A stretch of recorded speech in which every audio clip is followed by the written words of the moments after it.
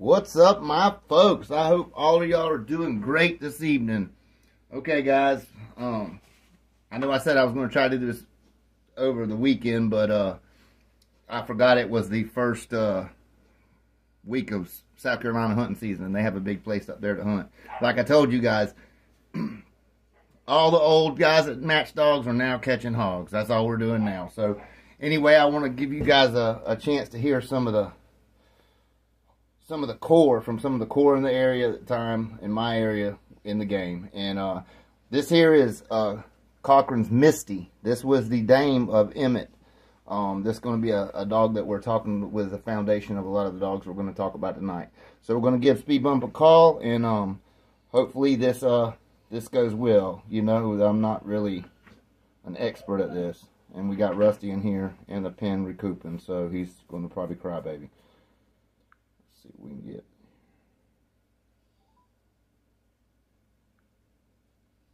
All right. Hello. What's happening, Bump? Ain't nothing to it, brother. You doing all right? I'm good. I'm going to put you on here as close as I can so they can hear you. Okay, so I guess we want to start the story here. I guess I'll go back to when I met you. It was in the middle of the 90s. Yep. I met you at Paul's, and That's right. and it was a very different time in the dogs. We'll say that. And that for sure. Yeah, and the competition was stiff, man. Yes, it was around this parts. It was. Yeah. Actually, I think one of the first things I ever did was with that champion Roy Jones dog brother, Little Man. I had ran into Big Andy and them, and they had a dog off of Timex, to be honest with you. So I was running into a half brother. You know, same stuff, but they were solid dogs, man. All the way around. Very solid dogs. Why don't you give the folks a little bit of the info of some of the dogs you had your hands in and owned and campaigned throughout the years? Champion Roy Jones Jr., Grand Champion Retard, Champion Esther. I was there through all Wacko's campaigns and a bunch of good dogs off of Emmett. They didn't get the recognition that they should have, but they were great dogs, man. Yes, in their own right.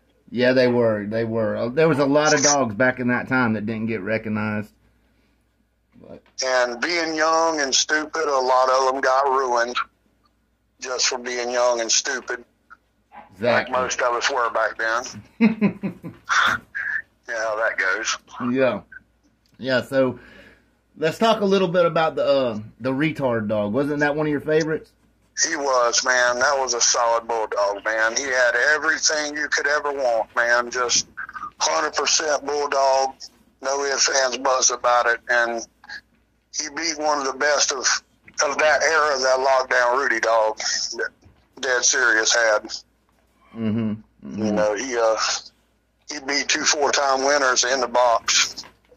And we took him out. We went to their backyard, and he pretty much demolished him. You know, it was just everybody got to see what a true Bulls dog was all about back then with that dog, Retard. Right. And like I say, that there was some, you know, if it didn't come from our area, it probably wasn't the good. No, for sure, man. Like I said, those dogs didn't get the recognition. Hell, I didn't get the recognition. I did pretty much every bit of the work for Roy Jones, Retard, until after his fourth. Joe and Scooter and Hoss got lucky when I was going through some hard times, and I offered him the dog back.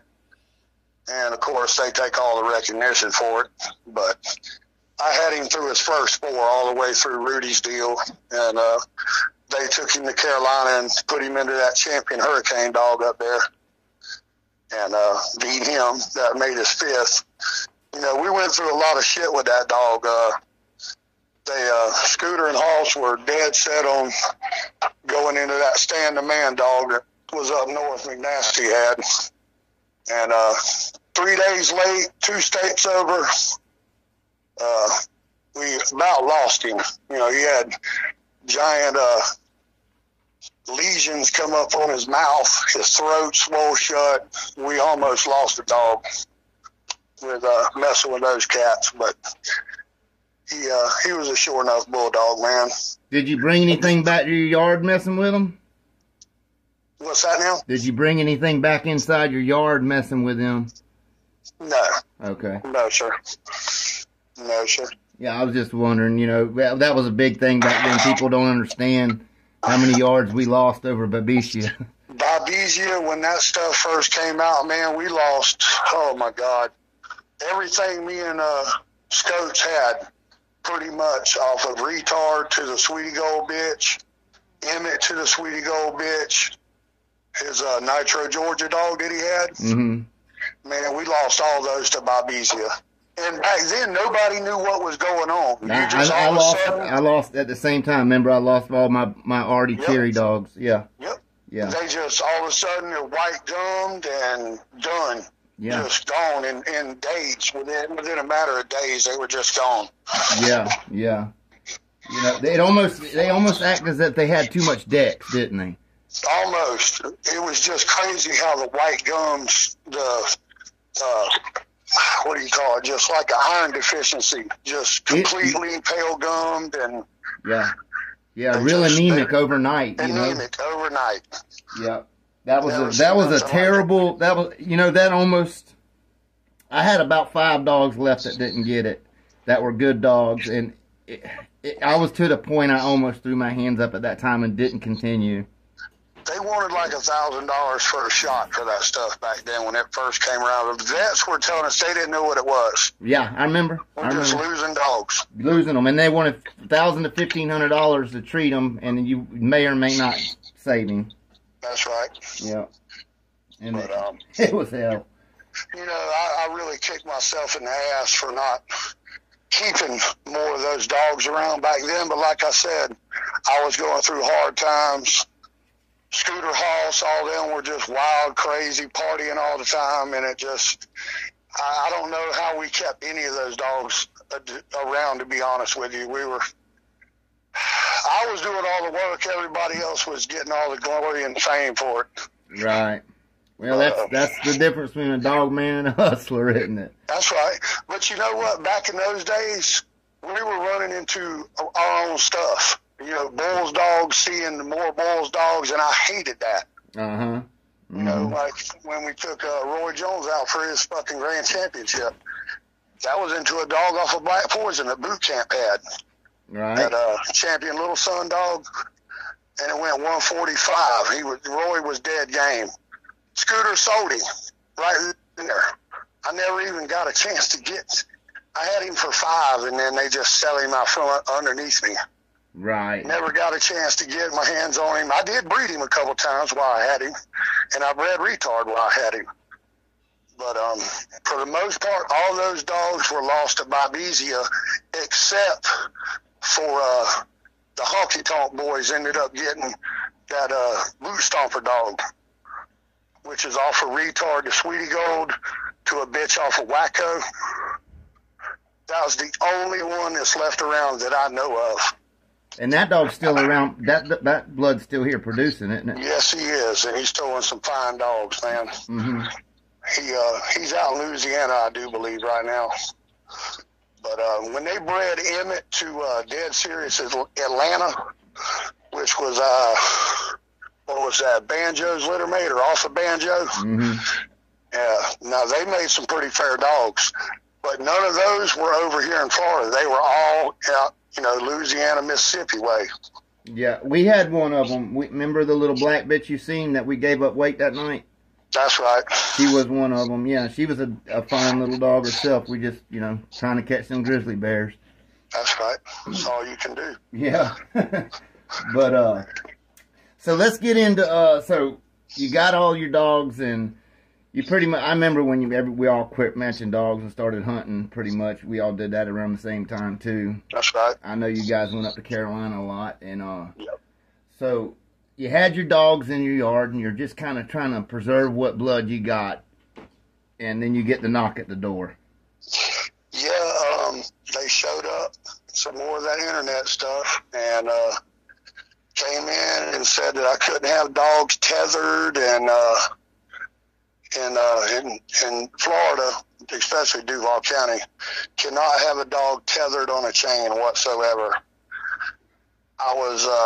They tried to charge me with animal cruelty for having dogs on chains. Mm-hmm. So they pretty much, and at the time when they did this, I was going through a bunch of bullshit, me and George both, and it was going to cost thousands and thousands of dollars to fight that shit just to get our dogs back. Nothing was wrong with them. Nothing was ever said about anything, just them being on chains. And the internet on top of that was, people talking about this and talking about that. They had a bunch of paperwork and saying this and that we had this, and just talking about dogs being matched more or less, and openly talking about dogs, recent dogs that were matched, trying to put titles on dogs. Yep, and they took everything we had. Everything we had. As far as I'm concerned, man, within 3 weeks, they were gone. They had put them down. Mm-hmm. Yeah, they put them down. And as far as I'm concerned, that pretty much wiped out the Boyle's blood for me as a whole. Yep. Because that's the ones I had success with. Those dogs, man, I kick myself in the ass for not keeping some more of that around or stashing some I wish you would, too. Because now and I'm not knocking the stuff now. I'm not. I'm not, me. There's good in all of it. But now you have mainly the Taj blood and stuff like that that's still around. Yep. But that wasn't my cup of tea, No, and to be honest with you, the alfalfa dogs, I was Spanky and Chippy, George's alfalfa dog, Taj's daddy, those dogs crossed with the Emmett stuff we never got to see. Those were all the tight bred Dirty Mary stuff that George had, the red gold, just the tight bred red gold and all the alfalfa stuff that he had. When me and him joined forces, when I got tired of messing with Scooter and them, I started hanging around George more. We started being partners, and the alfalfa stuff crossed with the Emmett stuff, that Queen of Hearts breeding, all those got took, man. Yeah. All of them. We probably had 20 yearlings. Damn. 15, 18-month-old dogs that got taken. And just put down for being on a chain. Being on a chain, tethered dogs. And from what I've heard, that's going on everywhere now. They're really cracking. Oh yeah, they're killing them. They're killing them for it. It's exercise, man. Yeah, they're killing them for it. Well, you know what this really is. It's not about cruelty to animals or anything else. It's just about putting the breeders out and the guys with the pure stock and the real stock out. That's right. That's right. If you look, they'll get guys here and there for a nosy neighbor, but most of the guys that they're affecting are known dog men that have known stock. That's pretty much the source of that stock, I got you. But, and I forgot to tell you another good cross that Dano had that Cracker Jack male off of Cracker Jack and Hall's double shot. Yeah. We bred, that's what the Champion Esther bitch was. She was Emmett, litter mate to Roy Jones, Emmett the Stout, bred to a pure Cracker Jack double shot male. Yeah, that's right up my alley. 4-time best in show winner. I lost a Champion pie face with her. And she was a hell of a dog, man. She won best in show, retard, and wacko in Mississippi. You lost a pie face. What's his name? I lost a pie face with her, McNasty. McNasty, right. Yep. I didn't know you lost to him. Lost to that dog. Well, he stuck her down here with Pepsi and them, but yeah, I love her. She was, and that's another one. That bitch is straight off of Chino. I'm fighting, going into a Zachariah bred dog. A Zach Queen dog. I didn't really want to do that, but I got a picture of him too. Hang on. Let me get. I think I got a picture of Zach. Here I got a picture of Zach up now. I believe that's him. But that's it's crazy how that worked too. Cause when you're in that level, you know what I'm saying. You're gonna have dogs at that level, That's right. But when I first came around, I was brought into the Oiler Junior Dogs. Yeah, me too.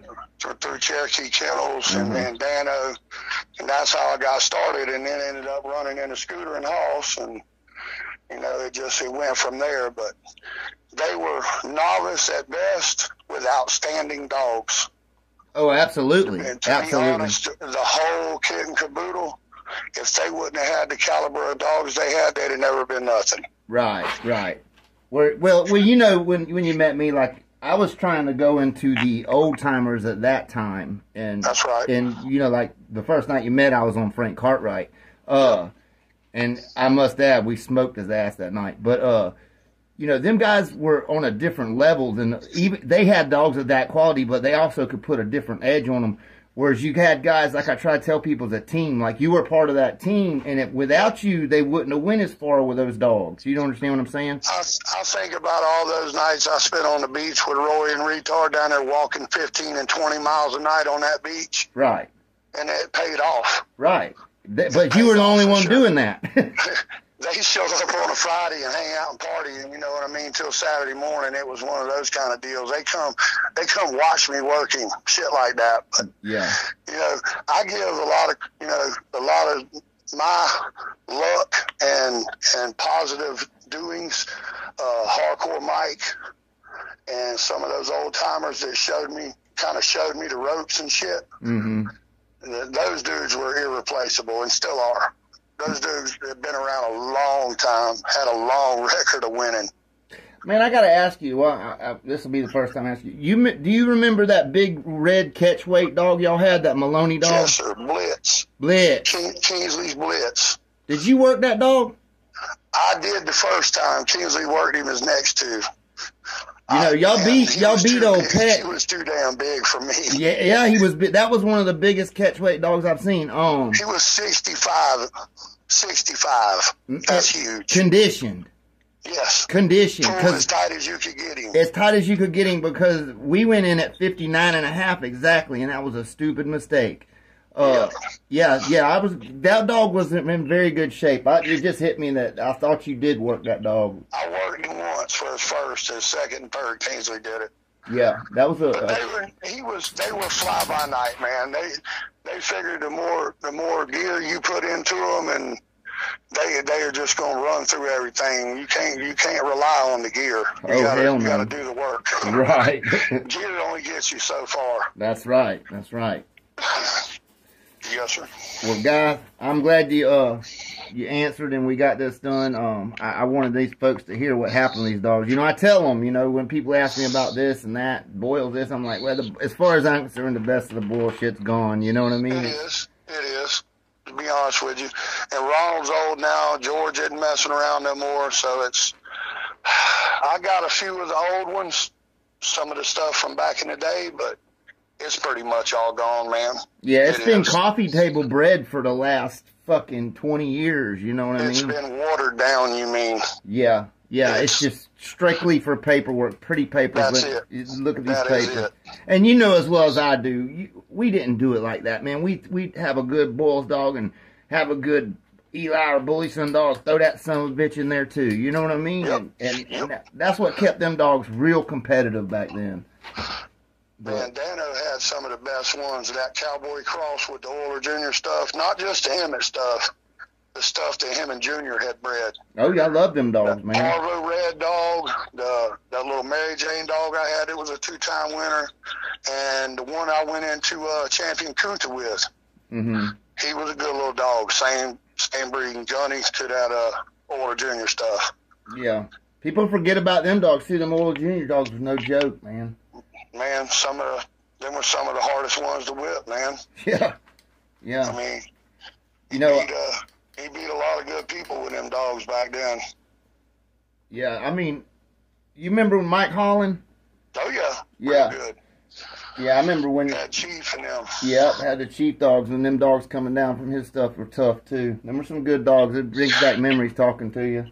Man, Ronald having such a small yard and, never having more than about 15, 20 dogs at the time, he's bred more champions and grand champions than a lot of people that's had 100 and 200 head. Oh yeah, people don't know the dogs. Quality. Yeah, they don't know the dogs. Quality. Them small yards that put out back then. That's what I'm saying. I don't have a real, we don't 15, 20 dogs. If you're doing them right and really looking at the points, you're good. That's right. You're 100% correct on that, brother. Yeah, but all right, J Bob. I'll talk to you later, man. And I'm glad you're doing good. And it was really good getting in touch with you again. You keep in touch with me and come up and kill some of these bucks. I'm going to, brother. All right, you take care and keep on Thanks, bulldogging. buddy. Yes, sir. All right, folks, you heard it from the man. That was one of the, as far as I'm concerned, that was the muscle behind the hustle back then. So, you guys, I hope you enjoyed that. That was a real treat talking to somebody that was in the blood and guts of it back then and explaining to you what happened to these dogs. I know some of you think I'm full of shit when I tell you, look, they're all dead. But yeah, they're really all dead, guys. Very, very few made it through the other end. That's what I'm trying to get at, guys. I'm very happy that I have the blood that I have because I know what the dogs have went through to get to this point. So anyway, folks, y'all take care and y'all keep on bulldogging. Y'all stay safe, and I'll drop a video answering questions tomorrow.